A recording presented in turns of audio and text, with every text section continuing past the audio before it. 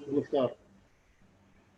1857 के प्रथम स्वतंत्रता संग्राम के महानायक अमर शहीद बंधु सिंह के पावन स्मृति में नई शिक्षा नीति, परिप्रेक्ष्य और संभावनाएं उच्च शिक्षा के विशेष संदर्भ में आयोजित 2 दिवसीय ऑनलाइन संगोष्ठी में मैं उग्रसेन प्रताप सिंह, प्राचार्य शहीद बंधु सिंह डिग्री कॉलेज, करमहा सरदार नगर, गोरखपुर, आप सभी का हृदय से स्वागत एवं अभिनंदन करता हूं। यह राष्ट्रीय संगोष्ठी 2 दृष्टियों से अत्यंत महत्वपूर्ण है। कहा जाता है कि राष्ट्र के उत्थान और विकास में राष्ट्रीय स्वाभिमान और दृढ़ और सुदृढ़ शिक्षा व्यवस्था की महती भूमिका होती है। यह राष्ट्रीय संगोष्ठी शहीद बंधु सिंह जी के पावन स्मृति में हो रहा है। शहीद बंधु सिंह का त्याग और बलिदान प्रत्येक भारतीय के लिए प्रेरणादायी है। राष्ट्र समर्पण द्वारा राष्ट्रीय स्वाभिमान को उज्जवल करने वाला है, तो उन्हीं सुदृढ़ शिक्षा व्यवस्था किसी भी राष्ट्र की प्रगति के लिए नींव के पत्थर के समान मानी जाती है। उन्नत शिक्षा व्यवस्था की भूमिका में संपूर्ण विश्व और इतिहास भली भांति परिचित है। आधुनिक भारत के उत्थान और विकास में नई राष्ट्रीय शिक्षा नीति अपार संभावनाएं लेकर आई है। कहा जा रहा है कि राष्ट्रीय शिक्षा नीति भारत की भावी पीढ़ी के उज्जवल भविष्य और वर्तमान पीढ़ी के सामर्थ्य का परिचायक साबित होगी। इस शिक्षा नीति के माध्यम से शिक्षा व्यवस्था में बदलाव आएगा। इससे देश को अच्छे स्टूडेंट, अच्छे प्रोफेशनल और उत्तम नागरिक देने में बहुत सहायता मिलेगी। केवल सर्कुलर जारी करने से उसका परिणाम प्राप्त नहीं होगा, वरन उस पर विमर्श और विश्लेषण बहुत आवश्यक है। यह राष्ट्रीय संगोष्ठी उसी पृष्ठभूमि में आयोजित है। ऐसे महत्वपूर्ण विषय पर आयोजित 2 दिवसीय राष्ट्रीय संगोष्ठी के उद्घाटन अवसर पर ऑनलाइन कार्यक्रम में हम लोगों के बीच मुख्य अतिथि के रूप में सिद्धार्थ विश्वविद्यालय कपिलवस्तु के माननीय वर्तमान कुलपति तथा बुंदेलखंड विश्वविद्यालय झांसी के माननीय पूर्व कुलपति, हिंदी साहित्य के मूर्धन्य विद्वान, कुशल प्रशासक, सहृदयी व्यक्तित्व, परम श्रद्धेय आदरणीय प्रोफेसर सुरेंद्र दुबे जी का मैं हार्दिक स्वागत, अभिनंदन एवं वंदन करते हुए महाविद्यालय परिवार की ओर से प्रणाम निवेदित करता हूं।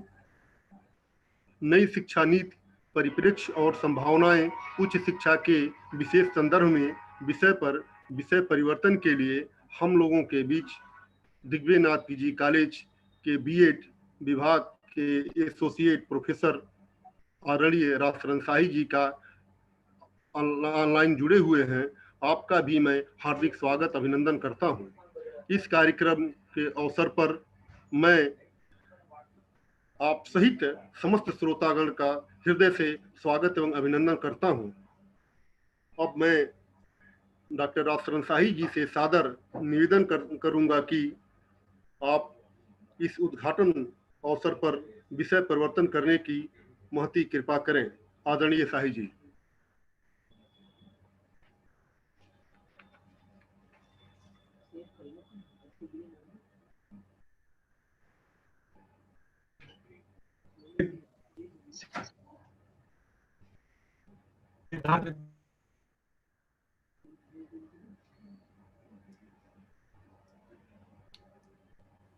साई जी, आवाज नहीं आ रही है। साई जी, अपना नेटवर्क चेक करिए।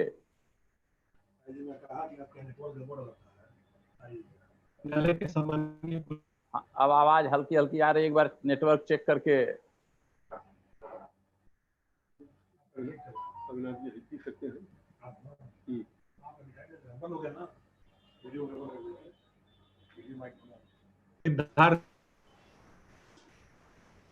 साई जी, आपकी आवाज कट रही है, नेटवर्क आपका।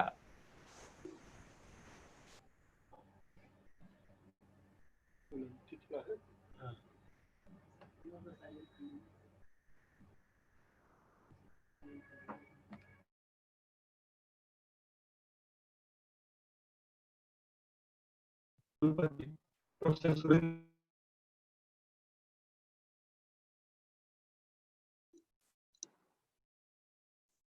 साहिल जी आपका नेटवर्क अभी भी ठीक नहीं हुआ।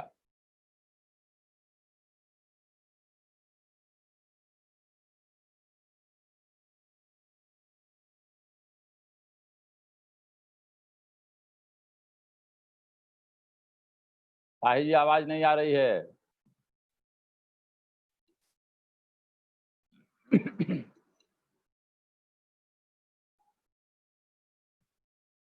आवाज आपकी आ नहीं रही है, नेटवर्क। हाँ। साहिल जी अभी नेटवर्क ठीक कर रहे हैं, आवाज अभी।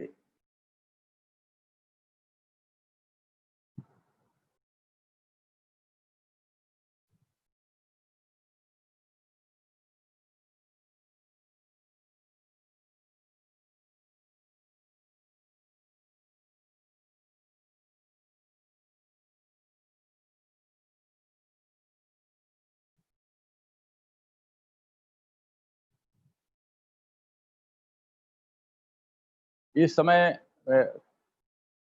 वाराणसी हिंदू विश्वविद्यालय के डॉक्टर जेपी साही जी भी हम लोगों से जुड़े हुए हैं। वो इस महाविद्यालय के प्रबंध समिति के माननीय अध्यक्ष भी हैं। जब तक साही जी अपने नेटवर्क पर आ रहे हैं तब तक साही जी से आग्रह होगा कि वो प्रबंध समिति की तरफ से हम सबका स्वागत कर लें। इस समय हम सबके बीच जननायक चंद्रशेखर विश्वविद्यालय बलिया की कुलपति प्रोफेसर कल्पलता पांडे जी भी जुड़ी हुई हैं ऑनलाइन। आदरणीय प्रोफेसर जेपी साही जी।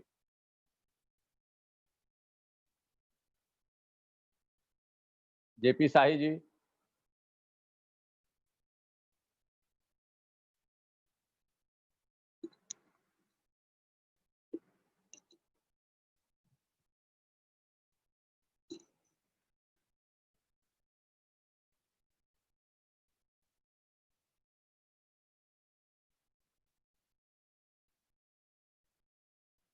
प्रोफेसर जेपी साही जी हैं क्या?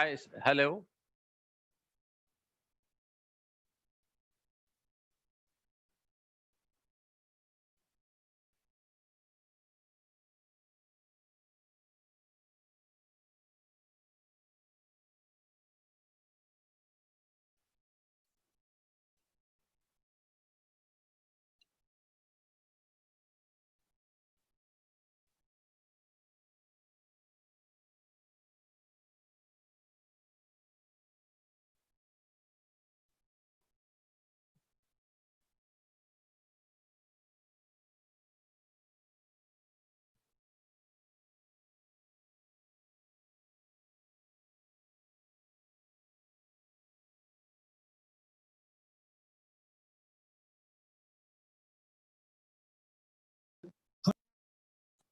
हेलो।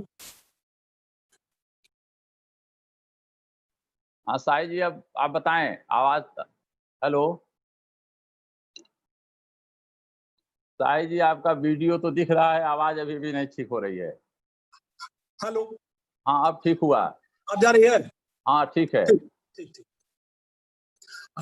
आप सभी मित्रों को का इस राष्ट्रीय संगोष्ठी में हार्दिक अभिनंदन है। थोड़ा तकनीकी समस्या के लिए मैं आप सबसे क्षमा प्रार्थी हूँ। आज का दिन और इस संगोष्ठी का विषय, जिस महाविद्यालय में इस संगोष्ठी का आयोजन किया गया, वो तीनों ही परस्पर एक दूसरे से जुड़े हुए हैं और अत्यंत ही महत्वपूर्ण है। Hello hello. आवाज आ रही है? हाँ आवाज आ रही है आपकी। ठीक ठीक। तो अत्यंत ही महत्वपूर्ण है। आज श्री कृष्ण जन्माष्टमी है। व्यक्तित्व के समग्र विकास के प्रतिमान के रूप में श्री कृष्ण हमेशा कर्म के लिए प्रेरित करने वाले और होलिस्टिक डेवलपमेंट की प्रेरणा देने के युग पुरुष के रूप में हम सबके सामने विद्यमान है। उनके जयंती के अवसर पर इस संगोष्ठी का आयोजन जिस महाविद्यालय के द्वारा किया जा रहा है, अमर शहीद बंधु सिंह महाविद्यालय, और जिस विषय पर चर्चा हो रही है, राष्ट्रीय शिक्षा नीति 2020 परिप्रेक्ष्य चुनौतियां उच्च शिक्षा के विशेष संदर्भ। दोनों घटनाओं का 1857 के स्वतंत्र समर से बहुत ही गहरा लगाव है। अमर शहीद बंधु सिंह 1857 के स्वतंत्रता के एक बड़े नायक के रूप में हम सबके सामने दिखाई देते हैं। वहीं दूसरी तरफ भारत के उच्च शिक्षा के शुरुआत का सूत्र भी 1857 के स्वातंत्र समर से जुड़ा हुआ है। यद्यपि भारत में उच्च शिक्षा के विकास का इतिहास अत्यंत पुराना है। जब दुनिया के सामने विश्वविद्यालय की कल्पना नहीं थी, तब भारत में तक्षशिला विश्वविद्यालय, नालंदा विश्वविद्यालय, विक्रमशिला विश्वविद्यालय हमारे पास विद्यमान थे, जो ज्ञान और विज्ञान के अग्रणी संस्थान के रूप में दुनिया में प्रतिष्ठित थे। ऐसे समय में जब अंग्रेजों का भारत पे आक्रमण हुआ, और भारत में आक्रमण के पश्चात अगर मैकाले के दृष्टांत को आप ध्यान से देखें तो कहता है कि मैंने पूर्व से पश्चिम तक, उत्तर से दक्षिण तक संपूर्ण भारत का भ्रमण किया। और भारत भ्रमण के दौरान मैंने देखा भारत न केवल आर्थिक रूप से एक उन्नतशील देश था, आध्यात्मिक दृष्टि से न केवल उत्कृष्ट देश था, बल्कि ज्ञान और विज्ञान की बहुत उज्जवल परंपरा भी वहां थी। वो नैतिक दृष्टि से इतना श्रेष्ठ देश था कि संपूर्ण भारत भ्रमण के दौरान मुझे कोई भिखारी नहीं दिखा और मुझे कोई व्यभिचारी नहीं दिखा। तो उसके मैकाले के इस कथन से बहुत ये साफ था कि भारत में ज्ञान और विज्ञान की परंपरा कितनी उज्जवल है। जब इसलिए मैकाले ये समझ गया था कि भारत को लंबे समय तक अगर पराधीन बनाना है तो भारत के लोगों को भारत की उस परंपरा से काटना होगा, उस ज्ञान परंपरा से काटना होगा। जब तक भारत के लोगों को भारत की उस ज्ञान परंपरा से नहीं काटेंगे, तब तक जैसा परिवर्तन वो चाहते हैं शासक वर्ग के हितों के अनुसार भारत में युवा मानस का निर्माण, तब तक ये निर्माण संभव नहीं है। तो इस दृष्टि से पाश्चात्य शिक्षा का प्रभाव भारत में प्रारंभ होता है। एक मैकाले का ही साथी था ट्रेनियर, वो कहता है कि भारत में पश्चिमी शिक्षा के सूत्रपात का उद्देश्य भारतीयों को सिखाना नहीं, बल्कि अपनी ज्ञान परंपरा गहराई से जो जुड़े हैं उसको भुलाना है। तो सिखाना नहीं बल्कि भुलाना पाश्चात्य शिक्षा का उद्देश्य। और ये आजादी के लोग जो संघर्ष कर रहे थे, भारत में आजादी के आंदोलन को अगर देखें तो एक तरफ भारत के आजादी का आंदोलन चल रहा था, वहीं दूसरी तरफ स्वतंत्र भारत के पुनर्निर्माण का समानांतर प्रयास भी चल रहा था। स्वतंत्र भारत के पुनर्निर्माण के समानांतर प्रयास में पंडित मदन मोहन मालवीय, रविन्द्रनाथ टैगोर, स्वामी विवेकानंद, महात्मा गांधी, युग पुरुष महान दिव्यराज महाराज, ये एक महापुरुषों की लंबी श्रृंखला है जो भारत के स्वतंत्रता आंदोलन के दौरान आजाद भारत के पुनर्निर्माण के सपने पे भी काम कर रहे थे। तो इस प्रकार से, और उसी समय स्वतंत्रता के आजादी के आंदोलन के दौरान भारत में भारतीय शिक्षा प्रणाली के स्थापना के प्रयास प्रारंभ हो गए थे। उसी कड़ी के रूप में 1916 में नासिक विश्वविद्यालय की स्थापना, उसी कड़ी के रूप में 1932 में महाराणा प्रताप शिक्षा परिषद की स्थापना, उसी कड़ी के रूप में देश के विभिन्न केंद्रों में विद्यापीठों की स्थापना के द्वारा भारत पर आधारित शिक्षा प्रणाली के स्थापना के प्रयास प्रारंभ हो गए थे। 1931 में द्वितीय गोलमेज सम्मेलन में जब गांधी जी गए थे और गांधी जी से पत्रकारों ने पूछा कि आप गोलमेज सम्मेलन में शामिल हुए, इसका मतलब अंग्रेजों को आपने माफ कर दिया है, तो उन्होंने कहा कि मैं अंग्रेजों को, भारत की धन संपदा को अंग्रेजों ने लूटा, इसके लिए मैं उनको माफ कर सकता हूँ। भारत के निर्दोष लोगों को, भारत के आजादी के लिए संघर्ष करते हुए लोगों को निर्मम हत्याएं की, इसके लिए मैं अंग्रेजों को माफ कर सकता हूँ। लेकिन इसके लिए मैं कभी नहीं माफ कर सकता कि भारत के जो शिक्षा का सुनहरा वृक्ष था, जिसको गांधी जी ने ब्यूटीफुल ट्री का, उस सुनहरे वृक्ष को जड़ से उखाड़ के फेंक दिया, इसके लिए मैं अंग्रेजों को माफ नहीं कर सकता। तो भारत की शिक्षा प्रणाली एक समृद्ध प्रणाली थी और दुनिया के सामने एक प्रतिमान स्थापित करती थी। लेकिन अंग्रेजों ने अपने शासन को संचालित करने के लिए शिक्षा के उस सुनहरे वृक्ष को उखाड़ दिया। जब भारत आजाद हुआ तो आजाद भारत के सामने एक बड़ा प्रश्न था कि पुनः उस शिक्षा व्यवस्था को स्थापित करते हुए भारत के पुनर्निर्माण के संकल्प को कैसे आगे बढ़ाया जाए। इसी क्रम में जब भारत में स्वतंत्रता के आंदोलन को लेकर के जगह जगह असंतोष प्रारंभ हुए और उस असंतोष का पहला प्रकटन 1857 के स्वातंत्र समर के रूप में होता है, तो उस स्वातंत्र समर की इस संगोष्ठी से कितना गहरा जुड़ाव है, इस बात की मैं चर्चा कर रहा था कि जिसके नाम से, जिस महापुरुष के नाम से इस महाविद्यालय का नाम अमर शहीद बंधु सिंह, उसी 1857 के स्वातंत्र संग्राम के पश्चात भारत में आधुनिक शिक्षा के प्रारंभ का सूत्रपात होता है। 1857 के स्वातंत्र समर के बाद 1858 में जो अधिनियम आता है, उसी समय मुंबई, कलकत्ता और मद्रास में प्रथम 3 विश्वविद्यालय स्थापित करने का प्रयास प्रारंभ होता है। तो इसलिए मैं कह रहा था कि 1857 के घटनाक्रम से इस संगोष्ठी का बड़ा गहरा जुड़ाव होता है, क्योंकि भारत में उच्च शिक्षा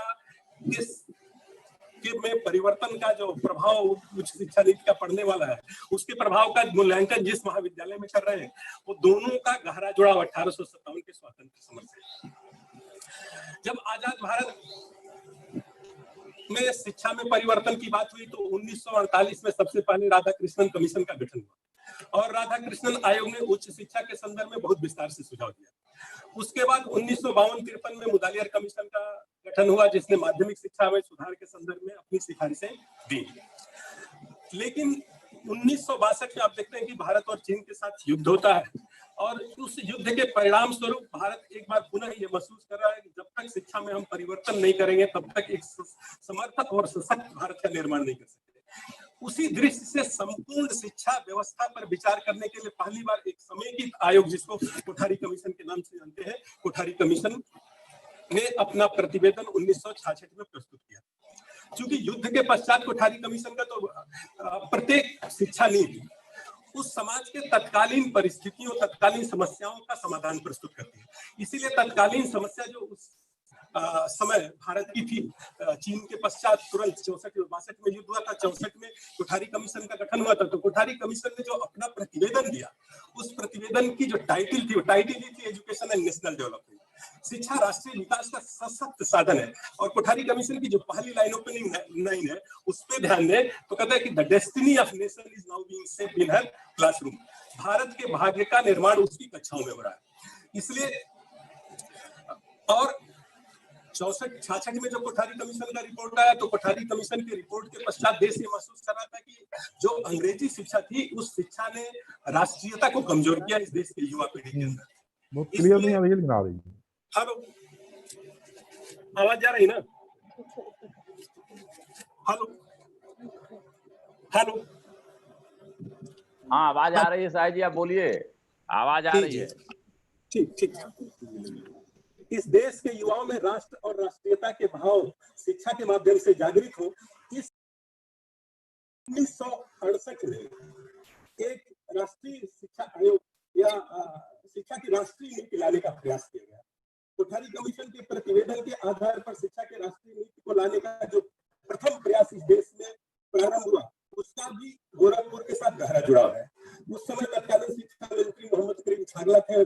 छागला के नेतृत्व में एक जो भारत में राष्ट्रीय शिक्षा प्रणाली के विकास का जो प्रयास हुआ, उस प्रयास के क्रम में सांसदों की एक समिति बनी। उस समिति के सदस्य के रूप में गोरखपीठ के तत्कालीन पीठाधीश्वर तथा गोरखपुर से हिंदू महासभा के सांसद पूज्य महंत दिव्यनाथ जी महाराज ने जो अपनी असहमति टिप्पणी की, उन्होंने राष्ट्रीय विकास कोठारी कमीशन की जो टाइटल थी एजुकेशन एंड नेशनल डेवलपमेंट, उसके टाइटल राष्ट्रीय विकास किसे कहें, राष्ट्रीय शिक्षा प्रणाली में राष्ट्रीय विकास का क्या अर्थ है। उन्होंने कहा कि राष्ट्रीय विकास से आशय केवल आर्थिक विकास नहीं, बल्कि आर्थिक विकास, सामाजिक विकास और सांस्कृतिक विकास। इसलिए शिक्षा का नियोजन देश के आर्थिक विकास के साथ साथ देश में सामाजिक समरसता का विकास हो, समता और ममता समाज में स्थापित हो तथा देश की युवा पीढ़ी इस देश के सांस्कृतिक विरासत से गहराई से जुड़े। इसलिए उन्होंने कहा कि शिक्षा का उद्देश्य संस्कृतनिष्ठ राष्ट्रभक्त नागरिक तैयार करना है। तो इस परिप्रेक्ष्य में देश की पहली राष्ट्रीय शिक्षा नीति 1968 में आती है और 1968 में जब आती है तो उसके बाद 68 के 20 वर्ष बाद 1986 में एक दूसरी राष्ट्रीय शिक्षा नीति, करीब 20 वर्ष बाद 86 में दूसरी राष्ट्रीय शिक्षा नीति लाने का प्रयास किया गया। दूसरी जब राष्ट्रीय शिक्षा नीति आई तो उस समय राष्ट्रीय शिक्षा नीति से बहुत अपेक्षाएं थी। जो सामाजिक परिवर्तन, जो आर्थिक परिवर्तन, जो वैज्ञानिक परिवर्तन समाज में हो रहे थे, उन परिवर्तनों के अनुकूल इस देश के शिक्षा व्यवस्था की स्थापना की दृष्टि से 86 की शिक्षा नीति लाई गई। 86 की शिक्षा नीति के पश्चात आज 34 साल बाद 2020 में जब पुनः इस देश में एक राष्ट्रीय शिक्षा नीति लाने का प्रयास किया गया है, तो इस देश का जनमानस बहुत बेसब्री से राष्ट्रीय शिक्षा नीति की प्रतीक्षा कर रहा था। इससे ये साफ होता है कि राष्ट्रीय शिक्षा नीति व्यापक विमर्श के बाद 2.5 लाख गांव पंचायतों में इस पे विमर्श होता है। 6600 ब्लॉक में इस पे चर्चा होती है और व्यापक चर्चा के बाद इसके पहले ये शिक्षा नीति इसलिए भी दूसरे शिक्षा नीतियों से भिन्न है कि अन्य बार ये प्रयास हुआ कि एक आयोग गठित हुआ और उसके आधार पर रिपोर्ट आई, लेकिन ये व्यापक विमर्श, व्यापक सहभागिता, व्यापक सामाजिक विमर्श और व्यापक चर्चा के पश्चात इस राष्ट्रीय शिक्षा नीति और राष्ट्रीय शिक्षा नीति के प्रति इतना देश ये जागरूक था कि राष्ट्रीय शिक्षा नीति जब 21 मई 2019 को पब्लिक डोमेन में डाली गई तो पब्लिक डोमेन में डालने के पश्चात 2.5 लाख के आसपास राष्ट्रीय शिक्षा नीति के संदर्भ में सुझाव आए। तो एक बड़ा प्रश्न, हमारी आवाज आएगी, एक बड़ा प्रश्न हम सबके सामने है। आज जब राष्ट्रीय शिक्षा नीति पे विमर्श कर रहे हैं तो एक बड़ा प्रश्न ये था कि राष्ट्रीय शिक्षा नीति किसे कहेंगे। किसी भी देश की राष्ट्रीय शिक्षा नीति उस देश के अतीत के चिंतन पर आधारित होनी चाहिए। दूसरा, उस राष्ट्रीय शिक्षा नीति में देश की तत्कालीन चुनौतियां या तत्कालीन जो समस्याएं हैं उन समस्याओं के समाधान की एक कार्य योजना है। और तीसरा, भविष्य की दृष्टि, स्पष्ट दृष्टि होनी चाहिए। इन तीनों दृष्टियों से अगर हम देखते हैं, विचार करते हैं, तो अभी जो 2020 की राष्ट्रीय शिक्षा नीति आई है वो 5 प्रमुख स्तंभों पर आधारित है। राष्ट्रीय शिक्षा नीति का जो प्रतिवेदन आया है, प्रारंभ में देश की उच्च शिक्षा की जो चुनौतियां हैं उन चुनौतियों की चर्चा की गई। देश में जो वर्तमान में उच्च शिक्षा की चुनौतियां हैं वो कुछ प्रमुख चुनौतियां जिसकी चर्चा राष्ट्रीय शिक्षा नीति ने अपने डॉक्यूमेंट में किया है कि एक तो देश को अगर आगे ले जाना है तो देश में उच्च शिक्षा का प्रसार करना होगा। दुनिया के जो विकसित देश है उसमें ग्रास एनरोलमेंट रेशियो आज 60% से लेकर के 80% तक है, लेकिन भारत में वर्तमान में उच्च शिक्षा का ग्रास एनरोलमेंट रेशियो 26% के आसपास है। तो ऐसी स्थिति में इस ग्रास एनरोलमेंट रेशियो को कैसे बढ़ाया जाए? राष्ट्रीय शिक्षा नीति ने कहा है कि 2035 तक GER को ग्रास एनरोलमेंट रेशियो का मतलब जो एलिजिबल एज ग्रुप है 18 से 23 वर्ष का जो एज ग्रुप है इस देश में उसका कम से कम 50% उच्च शिक्षा में जाए 2035 तक, ये संकल्प राष्ट्रीय शिक्षा नीति ने व्यक्त किया। तो एक तो शिक्षा का प्रसार, शिक्षा की पहुंच आम आदमी तक, आम आदमी को शिक्षा के साथ कैसे जोड़ा जाए, ये एक देश के सामने बड़ी चुनौती। दूसरा ये था कि गुणवत्ता युक्त शिक्षा कैसे प्रदान की जाए, क्योंकि आज भी विश्व के जो 100 विश्वविद्यालय हैं उसमें भारत का कोई विश्वविद्यालय इतने प्रयासों के बाद अभी नहीं आया है। इसलिए शिक्षा की गुणवत्ता को कैसे ऊपर उठाया जाए, ये भी एक देश के शिक्षा के सामने गंभीर चुनौती थी। तीसरा, एक महत्वपूर्ण समस्या तेजी से इस देश का 1986 की शिक्षा नीति आई, 1990 में वैश्वीकरण, विश्व की अर्थव्यवस्थाएं एक दूसरे के लिए खुल दी गई। विश्व की अर्थव्यवस्थाओं को खोलने के पश्चात न केवल अर्थव्यवस्था का उदारीकरण हुआ बल्कि उसके उदारीकरण के नाम पर शिक्षा का भी तेजी से व्यावसायीकरण या वाणिज्यीकरण या जिसको कमर्शियलाइजेशन ऑफ एजुकेशन आप कहते हैं वो भी हुआ।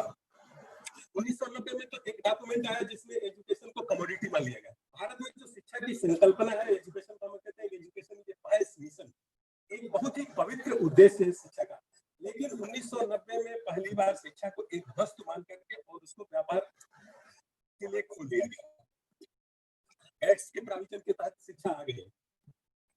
2001 में टीएमए पाई केस में एक डाइवर्जन, एक झुकाव होता है, उसने कहा कि एजुकेशन वो कमोडिटी नहीं है बल्कि ये चैरिटी है।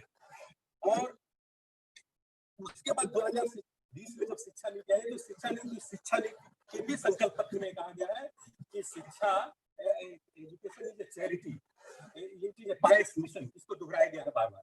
तो 5 महत्वपूर्ण स्तंभों पर 2020 की शिक्षा नीति को खड़ा करने का प्रयास किया गया है। एसेस, इक्विटी, अफोर्डेबिलिटी, क्वालिटी और अकाउंटेबिलिटी। शिक्षा की पहुंच बढ़े, शिक्षा में सहभागिता बढ़े, शिक्षा में जवाबदेही बढ़े, शिक्षा में गुणवत्ता बढ़े और शिक्षा सबके मतलब शिक्षा सुलभ, सस्ती हो। क्योंकि नई शिक्षा नीति में जिन चुनौतियों की चर्चा की है उन चुनौतियों में एक चुनौती ये भी है कि शिक्षा के व्यापारीकरण के नाते शिक्षा महंगी हुई है। तो इन सारी चुनौतियों का उत्तर देते हुए नई शिक्षा नीति में अगर 2-3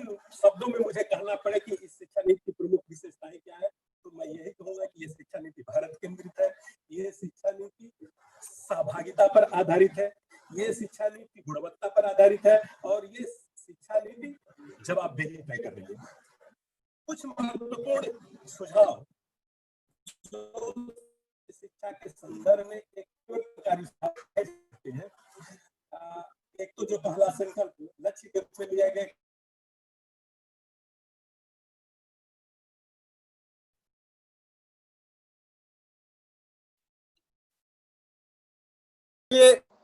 शिक्षा की संरचना में एक बड़ा बदलाव लाने का प्रयास किया गया है। अब तक भारत में जो उच्च शिक्षा की संरचना थी, उच्च शिक्षा की संरचना में जो दो तरह के संस्थान थे, एक विश्वविद्यालय थे और एक महाविद्यालय थे। विश्वविद्यालय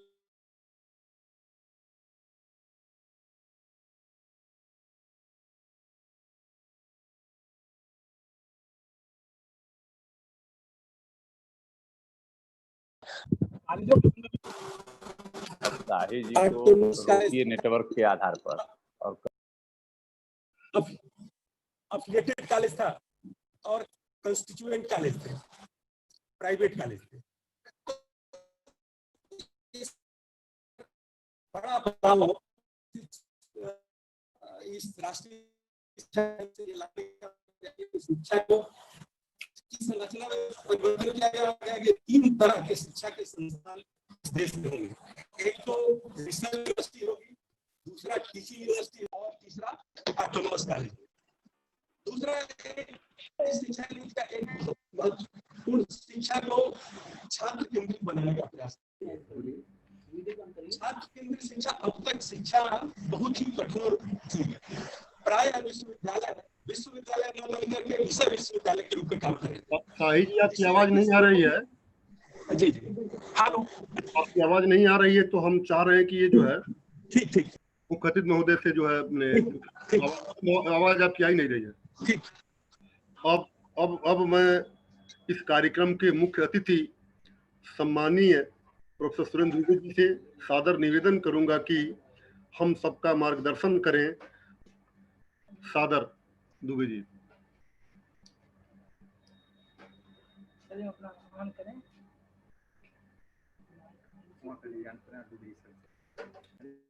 यूपी सिंह जी, मेरी आवाज जा रही है? हाँ सर, आपकी आवाज भी आ रही है और आपकी फोटो भी अच्छी दिख रही है। नहीं, फोटो तो दिख ही रहा है, मुझे भी दिख रहा है। आवाज भी अच्छी आ रही है, एकदम बुलंद। अच्छा, चलिए। तो श्रीमान प्रदीप राव जी, महाविद्यालय के प्राचार्य, यूपी सिंह साहब, इस कार्यक्रम से जुड़े हुए तमाम अदृश्य श्रोतागण और अभी जिनका वक्तव्य मैं नहीं सुन पाया ठीक से, ऐसे राजशरण शाही जी। हम लोग एक बहुत पहले गीत गाया करते थे। जब आवाज न जाए तो बोल दीजिएगा, मैं यहां देख लूंगा क्योंकि नेटवर्क की यहां भी दिक्कत है काफी। निर्माणों के पावन युग में हम चरित्र निर्माण न भूलें। देश की आजादी के बाद लगातार निर्माण हुए, बड़े बड़े बांध बने, बड़े बड़े उद्योग धंधे लगाए गए, लेकिन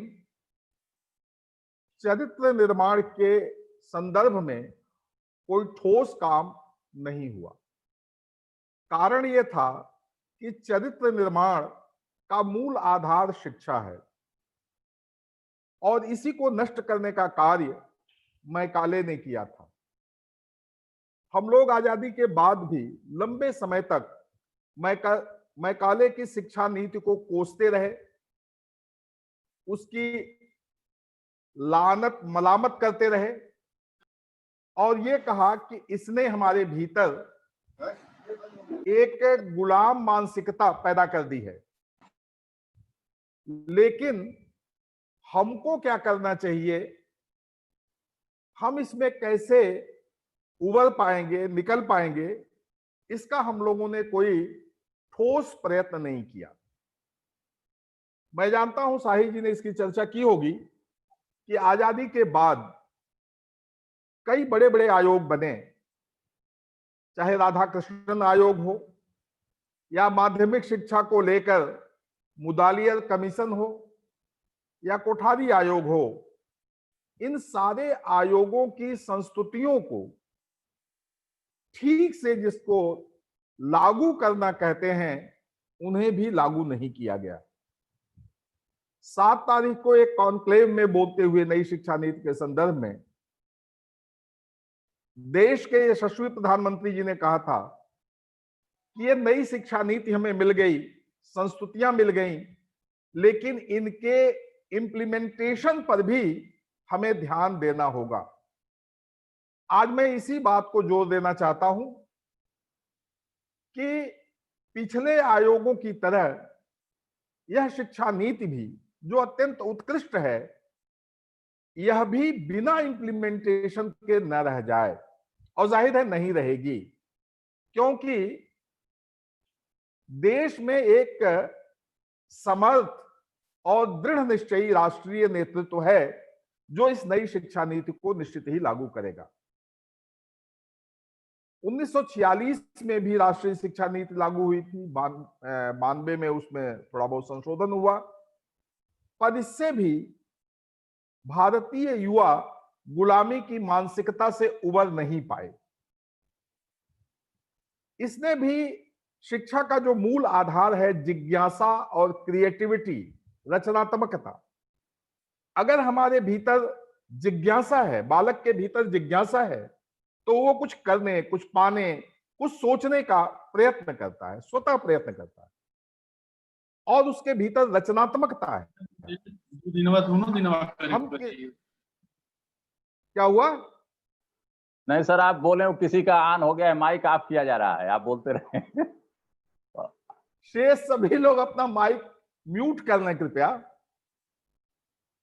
तो जो शिक्षा का मूल आधार मैं कह रहा था, जिज्ञासा और रचनात्मकता, आप किसी छोटे बालक को देखें तो बार बार सवाल करता है, प्रश्न पूछता है, ये क्या है, ये कैसे हुआ, ये कौन है, ये क्या करते हैं, ये चिड़िया कैसे उड़ती है, ये उसकी जिज्ञासा है। और हम जो तथाकथित बड़े लोग हैं उसे डांट कर चुप करा देते हैं, अरे छोड़ो, मत पूछो, वैसे ही होता है। और क्रिएटिविटी, रचनात्मकता, जब किसी बच्चे को हम खिलौना देते हैं तो आप गौर करेंगे कि वो उसे तोड़ना चाहता है, बार बार उसे उलट पुलट के देखना चाहता है कि कैसे बना, क्या बना। और इन दोनों प्रवृत्तियों को, जिज्ञासा और रचनात्मकता को, हमारी प्राथमिक शिक्षा मार देती है, नष्ट कर देती है। जब बचपन में ही हमारी शिक्षा की जो मूल प्रवृत्ति थी, सीखने की जो मूल प्रवृत्ति थी, उसे ही प्राथमिक शिक्षा नष्ट कर देती है, जिज्ञासा और रचनात्मकता को। और यही कारण है कि आज प्राथमिक शिक्षा से लेकर शोध तक कटघरे में खड़ा है। प्राथमिक शिक्षा हमारा चरित्र निर्माण नहीं कर पा रही है, बालकों में जिज्ञासा और रचनात्मकता का भाव नहीं भर पा रही है। माध्यमिक शिक्षा कुछ पूंजीपतियों और मिशनरियों के हाथ में बिकी हुई है। उच्च शिक्षा नकल अनुकरण के अर्थ में मैं कह रहा हूं, को बढ़ावा देने वाली हो गई है। रोज हजारों शोध प्रबंध जमा हो रहे हैं, लेकिन उसकी गुणवत्ता पर लगातार प्रश्न उठाए जा रहे हैं। शोध तक की सारी शिक्षा आज विश्वसनीय नहीं रह गई है। विश्वसनीयता का संकट उनके सामने है, क्योंकि उसमें भारतीय विचार नहीं है, भारतीय व्यवहार नहीं है, भारतीय संस्कृति नहीं है, और एकमात्र अंग्रेजियत में, अंग्रेजी संस्कृति, अंग्रेजी व्यवहार, विचार, भाषा, गणित। आश्चर्य होता है जब घर के बच्चे पूछते हैं कि 56 माने, आप जब कहते हैं 56 तो उनकी समझ में आ जाता है। इससे बड़ा दुर्भाग्य क्या होता, क्या है? हम अपरिपक्व बालक के मन में एक गैर भारतीय संस्कृति का बीजारोपण कर दे रहे हैं, और यह आजादी के पहले से लेकर आज तक लगातार होता रहा है। और उस बीज ने आज एक ऐसा समाज निर्मित कर दिया है जो एक नौ औपनिवेशिक संस्कृति में पल बढ़ रहा है। उसे पश्चिम का सब कुछ अच्छा है, उसे पश्चिम की भाषा अच्छी है, पश्चिम का कल्चर अच्छा लगता है, पश्चिम की जीवन शैली, जीवन प्रणाली, पश्चिम की परंपरा सब अच्छी लगती है। बंधुओं, भारत एक बड़ी जनसंख्या वाला देश है, एक दुनिया का दूसरा सबसे बड़ा जनसंख्या की दृष्टि से देश है, और इसमें भी एक सुखद पक्ष यह है कि बृहत्तर जनसंख्या युवा है। अब हमारे सामने यह संकट है, या कि था हमारे नीति नियंताओं के सामने, कि इस युवा शक्ति को, बृहत्तर युवा शक्ति को कैसे हम उचित शिक्षा दें, उचित संस्कार दें, ताकि वह हमारी परंपरा से जुड़कर आगे अपना विकास कर सके, समाज का विकास कर सके और राष्ट्र का विकास कर सके। इन्हें कौशल से और सृजनात्मकता से जोड़ना यह बड़ी भारी चुनौती थी। भाषा और संस्कृति के प्रति इनमें आग्रह पैदा करना, सम्मान का भाव पैदा करना, श्रम को महत्व देना, राष्ट्र के प्रति एक दायित्व बोध पैदा करना, ये कुछ बड़ी चिंताएं थी हमारे कर्णधारों के मन में, और उसी चिंता की उपज है नई शिक्षा नीति 2020। तो जाहिर है जो चिंताएं थी, युवा पीढ़ी को उचित शिक्षा और संस्कार देना, परंपरा से जोड़ना, उनके मन में श्रम का महत्व स्थापित करना, राष्ट्र के प्रति दायित्व बोध पैदा करना, तो जो शिक्षा नीति बनी उनमें इसका विशेष ध्यान रखा गया। यह शिक्षा नीति कोई हड़बड़ी में नहीं बनी थी। 19 के आसपास लोग कहने लगे थे कि भाई ये 5 वर्ष हो गया शिक्षा नीति इनकी बन रही है, बनी ही नहीं। उनको जानना चाहिए कि लगभग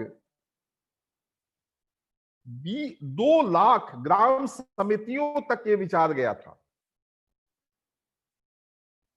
ग्राम समितियों से लेकर जनप्रतिनिधियों तक, विश्वविद्यालयों तक, शिक्षाविदों तक। जनवरी 19 में एक बृहत्तर कॉन्क्लेव हुआ था जिसमें हम लोगों ने भाग लिया था विज्ञान भवन में, आदरणीय प्रधानमंत्री जी के अध्यक्षता में। एक लंबे विचार विमर्श के बाद, जिसमें 2.5 लाख सुझाव आए थे, 1-2 सुझाव नहीं थे, 2.5 लाख सुझाव आए थे।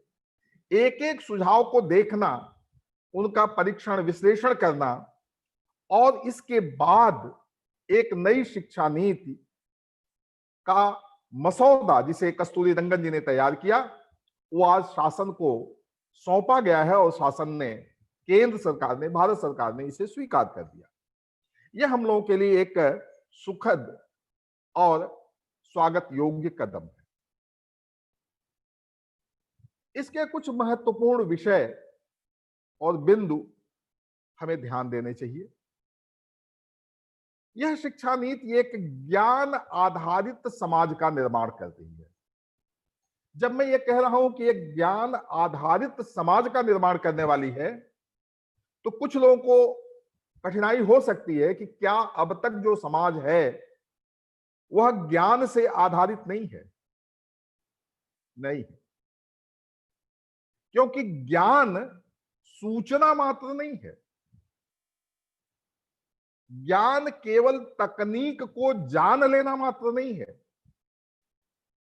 सूचना देने के लिए तो अब आपके हाथ में मोबाइल है, गूगल से जितनी सारी सूचनाएं आप जानना चाहें जान सकते हैं। तो सूचना मात्र प्राप्त कर लेना यह ज्ञान नहीं है। ज्ञान क्या है? जिसके लिए कहा गया कि सा विद्या या विमुक्तये, वह विद्या जो हमें मुक्त करती है। रविन्द्रनाथ टैगोर जी ने कहा था, इसका उल्लेख आदरणीय प्रधानमंत्री जी ने अपने कॉन्क्लेव में किया, उनके दूसरे वक्तव्य का। रविन्द्रनाथ जी ने शिक्षा के विषय में कहा था कि चित्त को जो भय शून्य करती है,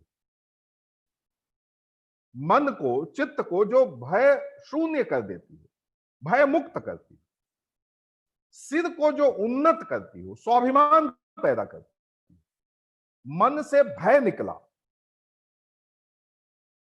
स्वाभिमान पैदा करने वाला, और जो चिंतन को मुक्त करती हो, ज्ञान जो मुक्त करता है, ऐसा ज्ञान। हम लोगों ने परंपरा में ही यही पढ़ा कि सा विद्या या भी मुक्त है, वह विद्या जो मुक्त करती है। लेकिन मुक्त करने के स्थान पर लगातार कर्जन से लेकर के और अब तक के जो शिक्षा में परिवर्तन होते गए, उन सब ने हमें एक विशेष प्रकार की जकड़बंदी में, दिमागी जकड़बंदी में डाल दिया। इसलिए व्यापक, जो मैं कह रहा हूं कि व्यापक विचार विमर्श के साथ यह एक शिक्षा नीति आज लागू की गई। दूसरी बड़ी बात इसमें है कि यह होलिस्टिक अप्रोच को लेकर चल रही है। मुदालियर कमीशन माध्यमिक शिक्षा के लिए बना, कभी कभी प्राथमिक शिक्षा में तमाम संशोधन कर दिए गए, उच्च शिक्षा में संशोधन कर दिए गए। यह शिक्षा नीति एक होलिस्टिक अप्रोच को लेकर चल रही है, प्राथमिक से लेकर और शोध तक। कौन प्राथमिक में जाएगा और कौन शोध करेगा, यह बड़ा स्पष्ट एक खाका इसका बना हुआ है। प्री प्राइमरी, ये जो कहा गया है कि 5+3+3+4, ये प्राइमरी, प्री प्राइमरी से लेकर प्राइमरी, मिडिल, माध्यमिक, इंटर और आगे, तो इस तरह एक समेकित चिंतन के साथ यह शिक्षा नीति लागू की गई है। दूसरी चीज कि इसे लोकल से लेकर ग्लोबल तक, जब हम कहते हैं, प्रधानमंत्री जी ने कहा कि जड़ से जगत तक, पैर हमारा जड़ पर रहे, मूल को हम जानते रहें, मूल से जुड़े रहें और जगत का चिंतन करें, जगत तक हम अपने ज्ञान का विस्तार करें। बंधुओं, गंगा गंगोत्री से निकलती और गंगा इसीलिए प्रभावान रहती है कि वो गंगोत्री से जुड़ी हुई है। जिस दिन गंगा गंगोत्री से कट जाएगी, गंगोत्री से उसका संपर्क टूट जाएगा, उस दिन गंगा गंगा न होकर एक गंदे नाले या तलैये में तब्दील हो जाएगी। इसलिए जड़ से जुड़ा रहना, अपनी गंगोत्री से जुड़ा रहना, जहां से जो उत्स है हमारे जीवन का, उससे जुड़ा रहना, ये शिक्षा जीवन के उत्स से जोड़ने वाली है। यह शिक्षा हम क्या सोच रहे हैं, यह महत्वपूर्ण नहीं इसमें है, हमको कैसे सोचना है, हाउ टू थिंक, हमको कैसे सोचना है। ये सोचने के लिए सीखने की एक ललक पैदा करने वाली है। जो सीखने की ललक पैदा करे वही शिक्षा है। ये शिक्षा नीति सीखने की एक ललक पैदा करती है। मुझे याद है कबीर का एक दोहा ऐसे समय में याद आता है कि पाछे लागा जाई था लोक वेद के साथ, पढ़े थे सतगुरु मिला दीपक दिया। सच्चा गुरु वह है कि जो हाथ में आपको दीपक दे दे। उंगली पकड़कर लक्ष्य तक पहुंचाना ये गुरु का धर्म नहीं है। गुरु का धर्म है दीपक दे देना, ताकि उस दीपक के आलोक में अपने लिए आप बेहतर रास्ता ढूंढ सकें, खोज सकें। गुरु बिरह चिनगी जो मेला, जे सुलगाई ले सोचेला, जैसे कहते हैं। गुरु वह है जो चिनगारी लगा दे, सुलगाने का काम शिष्य का है। जो सुलगा ले वो उत्तम शिष्य होता है। तो ये शिक्षा नीति सुलगाने का काम कर रही है, चिनगारी लगा देगी और हर व्यक्ति, हर युवा अपने भीतर अपनी क्षमता के अनुसार उसे सुलगाने का काम करेगा। ये शिक्षा नीति एक क्रिटिकल अप्रोच पैदा करने वाली है, इनोवेटिव अप्रोच पैदा करने वाली है, हर चीज के प्रति एक आलोचनात्मक दृष्टि। आलोचना निंदा परक नहीं है। आलोचना का अर्थ जब कहा जाता है वो क्रिटिकल, निंदा परक नहीं, क्रिटिकल, कि मैं जो कह रहा हूं, मैं जो बोल रहा हूं, गुरु जो समझा रहा है, गुरु जो सिखा रहा है, गुरु जो बता रहा है, इधर देखो, वो कितना उचित है, कितना अनुचित है। ये जो क्रिटिकल एटीट्यूड है उसका विकास इस शिक्षा नीति में होने जा रहा है। और दूसरा, इनोवेटिव, हम इसमें नवाचार क्या कर सकते हैं, कैसे कैसे और बेहतर स्वरूप बना सकते हैं, नए ढंग से इसको कैसे रच सकते हैं। ये रचने का काम, रचाव का काम युवा के भीतर ये शिक्षा नीति पैदा करने वाली है। इसके कुछ महत्वपूर्ण बिंदु या सिल्वर लाइंस जिसको कहा गया, मुझे लगता है कि शाही जी ने विषय प्रवर्तन में इसकी चिंता की होगी, इसकी चर्चा की होगी। मुझे लगता है कि एक महत्वपूर्ण बिंदु कि प्राथमिक शिक्षा मातृभाषा में दी जाए। आप सब लोगों को स्मरण होगा, यह लगातार पिछले 60-70 वर्षों से इसकी मांग होती रही और जितनी इसकी मांग बढ़ती रही उतना ही ये बिगड़ता गया।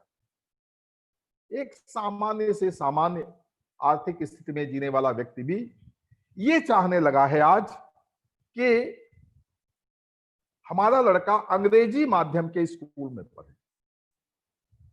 अंग्रेजी माध्यम के स्कूल में पढ़ाना बच्चे को यह स्टेटस सिंबल हो गया। यह शिक्षा नीति अब भिन्न प्रकार से सोचने को हमें विवश करेगी जब प्राथमिक शिक्षा मातृभाषा में दी जाएगी। यूपी, उत्तर प्रदेश जहां हम लोग रह रहे हैं,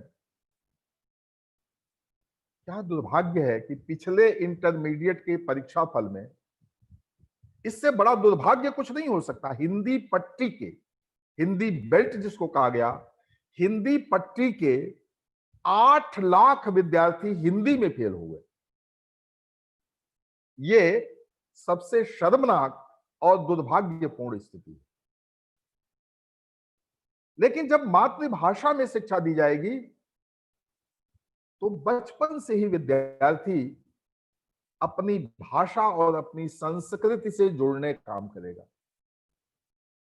जब हम लोग भाषा विज्ञान पढ़ाते हैं या भाषा पर बात करते हैं तो ये कहते हैं कि भाषा केवल संवाद का माध्यम नहीं है, भाषा संस्कृति की वाहक है, कल्चर को ढोने वाली है, आगे ले जाने वाली है, कल्चर को हमारे भीतर डालने वाली होती है। इसलिए जब महाराष्ट्र का कोई बच्चा मराठी में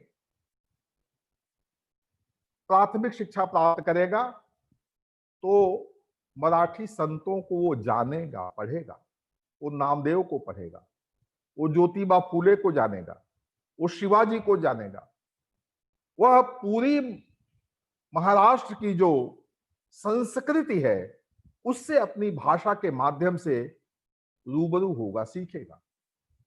बंगाल का कोई व्यक्ति, बंगाल का कोई बालक जब बांग्ला में शिक्षा ग्रहण करेगा प्राथमिक शिक्षा, तो अपनी पूरी परंपरा से वह वाकिफ होगा। वह बंकिम को जानेगा, शरद को जानेगा, रविंद्र गुरुदेव को जानेगा, देवेंद्रनाथ ठाकुर को जानेगा, रामकृष्ण परमहंस को जानेगा, विवेकानंद को जानेगा, अरविंद घोष को जानेगा। ये संकट है कि ये नहीं बताया जा रहा है। जब तमिलनाडु का कोई विद्यार्थी तमिल में शिक्षा ग्रहण करेगा तो सुब्रमण्यम भारती को जानेगा, वह वहां के क्लासिक रचनाकारों को जानेगा, वह वहां के मंदिरों को जानेगा। तेलुगु है तो बालाजी को जानेगा, तिरुपति को जानेगा। मलयालम पढ़ेगा तो पद्मनाभ को जानेगा।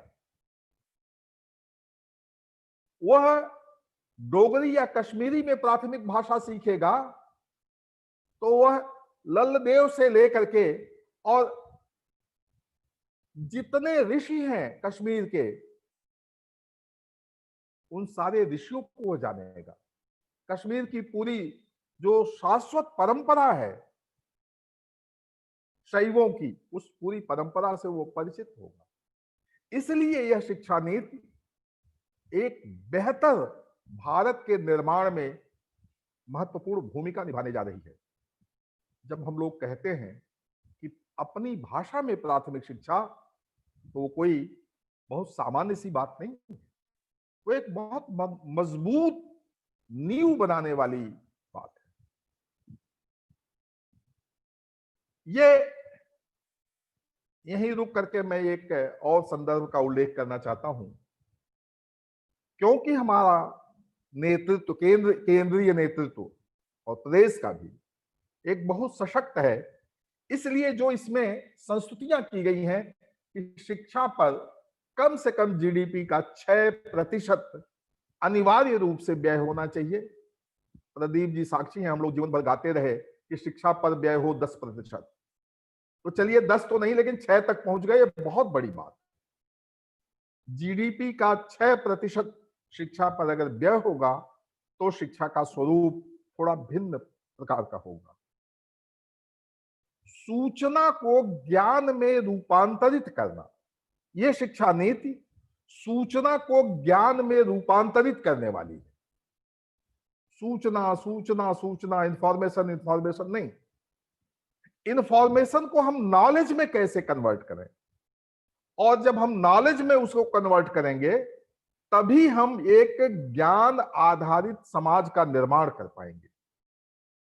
इसलिए सूचना को ज्ञान में रूपांतरित करना, और शायद यही कारण है यह शिक्षा नीति बहुत खुला एक मंच देती है। एंट्री और एग्जिट का एक ओपन ऑप्शन है हमारे पास। हम कहां प्रवेश करेंगे और जब मन में हो वह हम उससे निकल सकते हैं। पहले इस समय की शिक्षा पद्धति में एंट्री तो है, एग्जिट का कोई ऑप्शन नहीं है। इंटर किया, क्या करना है? दोस्त कह रहे हैं बीए कर रहे हैं, मन में आ रहा है बीकॉम कर रहे हैं। अच्छा, बीए कर लिया, क्षेत्र में बीकॉम की पढ़ाई नहीं हो रही है, बीए कर लिया। क्षेत्र में बीकॉम का कोई कॉलेज खुला, अरे भाई पहले पिछले साल खुल गया होता तो मैं बीकॉम ही करता, क्यों बीए करता। आज मैं बीकॉम नहीं कर पाया, बीए कर रहा हूं। बीए कर लिया, एमए करेंगे, ऐसा नहीं। इसमें बहुत स्पष्ट है कि हम एंट्री लें और अपनी सुविधा से ओपन ऑप्शन है कि हम एग्जिट कर जाए। प्रथम वर्ष में बीए किया, द्वितीय वर्ष में हम बीकॉम में आ गए। बीए 1 क्या क्रेडिट हमको बीकॉम में जुड़ गया, और एक बृहत्तर समुदाय को, बृहत्तर युवा वर्ग को लक्ष्यहीन ढंग से उच्च शिक्षा या शोध में नहीं ले जाने की व्यवस्था। यह शिक्षा नीति बहुत स्पष्ट करती है कि जो रुचि है जिसकी, जो सचमुच शोध में जाना चाहता है, इसीलिए 4 वर्ष का बीए, 2 वर्ष किया, सर्टिफिकेट कोर्स आपको मिल गया, आप बीए पास में। अपने कौशल के आधार पर दूसरा कोई काम ढूंढ लीजिए, कीजिए, क्योंकि प्राथमिक से लेकर यहां तक इतना कौशल आपका विकसित हो गया होगा कि आप कोई और कारोबार कर सकते हैं। 3 वर्ष किया, आपको डिग्री मिल गई। 4 वर्ष किया तो 1 वर्ष एमए में कर लीजिए और तब शोध में जाइए। तो ये जो ओपन ऑप्शन, एक खुला ऑप्शन है, वो प्रतिभा के विकास के लिए एक अनंत संभावनाओं का द्वार खोलने वाला। आज जो हमारी प्रतिभा है वहीं की वहीं नहीं टिकी रहेगी। हम विज्ञान से पढ़ेंगे ही पढ़ेंगे क्योंकि माता पिता का आग्रह है, दबाव है। हमारी रुचि नहीं है विज्ञान पढ़ने की, व्यवस्था नहीं है विज्ञान की, महाविद्यालयों में लैब नहीं है, फिर भी हम बीएससी किए जा रहे हैं। ऐसा नहीं है। हम अपनी रुचि के अनुसार हम शिक्षा को ग्रहण करेंगे। अगला इसमें महत्वपूर्ण बिंदु है कि ये संयुक्तियों को मुक्त करता है, स्ट्रीम फ्री करता है। इस शिक्षा नीति में स्ट्रीम नहीं है, स्ट्रीम फ्री शिक्षा नीति है। जैसे अगर हम जूलॉजी बॉटनी के साथ पेंटिंग लेना चाहें तो ले सकते हैं, हमारी रुचि है, पेंटिंग ले लिया। म्यूजिक लेना चाहें तो हम ले सकते हैं। स्टेट और मैथमेटिक्स के साथ हम एंशिएंट हिस्ट्री पढ़ सकते हैं। अगर हम प्राचीन भारत के इतिहास में हमारी रुचि है तो हम उसको पढ़ सकते हैं। तो ये जो स्ट्रीम फ्री संयुक्तियां बन रही हैं या बनेंगी, वह एक खुले मन का युवा तैयार करेंगी। जैसे अब अभी तो हमारे पास सुविधा है, हम कहते हैं कि भाई प्राचीन इतिहास मेरा विषय नहीं है।